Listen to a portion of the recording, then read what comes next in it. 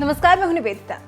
5 अगस्त 2019 को केंद्र की नरेंद्र मोदी सरकार ने जम्मू कश्मीर को आर्टिकल 370 की बेड़ियों से मुक्त किया था और उसके बाद से ही ये बहस तेज थी कि इसका असर कश्मीर वासियों पर क्या पड़ा है।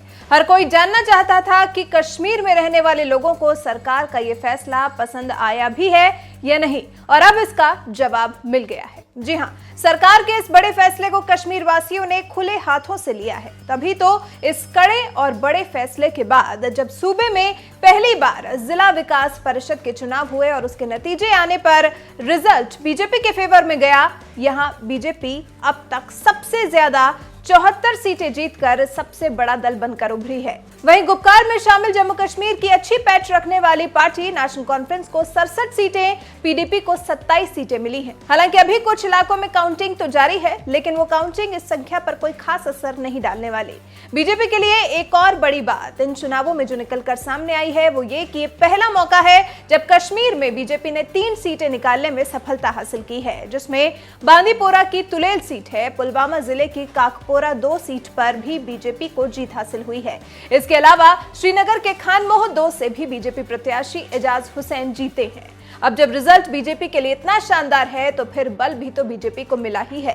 बीजेपी को लग गया है कि जो कुछ बीजेपी ने घाटी को लेकर अब तक किया है, जो फैसले लिए हैं, उससे प्रदेशवासी कम से कम खुश हैं। बीजेपी को यह चुनाव होने से यह संदेश गया है कि उसके लिए फैसले से जनता संतुष्ट है। डीडीसी का ये चुनाव बीजेपी के लिए और ज्यादा उत्साहित करने वाला इसलिए भी है क्योंकि इन चुनावों में एक तरफ बीजेपी अकेली थी और दूसरी तरफ था गुपकार गठबंधन, जिसमें 2 या 3 नहीं बल्कि पूरे 7 दल शामिल थे। नेशनल कॉन्फ्रेंस और पीडीपी जैसी पार्टियां भी, जिनकी घाटी में अच्छी खासी पैठ है।